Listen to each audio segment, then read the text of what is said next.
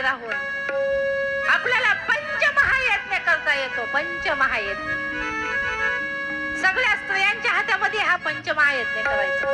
सोपा आहे.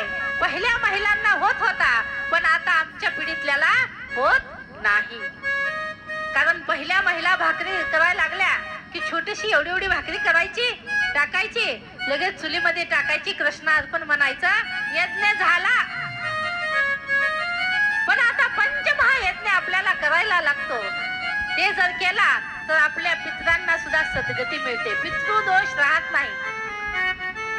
पहिलं काय, अग्नीला तूप. आता तूप लई नाही, पण उगा एवढा एवढा पेपरचा तुकडा घेऊन 2 थेंब त्याच्यावर तूप टाकून ते गॅसवर का होईना जाळावर, म्हणजे तो यज्ञ होतो.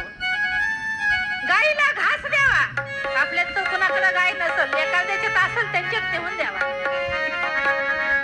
गाईला घास द्यावा. कावळ्याला दुपारी 12 वाजता कावळ्याच्या नावानं आपल्या स्लॅपवर, पत्र्यावर, कुठं बाल्कनीत, कुठं कट्ट्यावर ठेवू वाटेल तिथं कावळ्याला नैवेद्य ठेवावा. 3 यज्ञ झाले. लहान बालक कोणी आलं आपल्या घरी किंवा मोठा माणूस आलं, चहा पाणी केल्याशिवाय त्याला जाऊ देऊ नये. 4था यज्ञ झाला.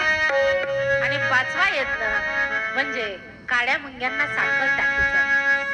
हा पंचमहायज्ञ. सोपं आहे का नाही? काहीच त्याला लागत नाही. मनात जर आणलं तर एक स्त्री फक्त ह्याच्यामध्ये गडी माणसं काही करू शकत नाही. ही पंचमहायज्ञ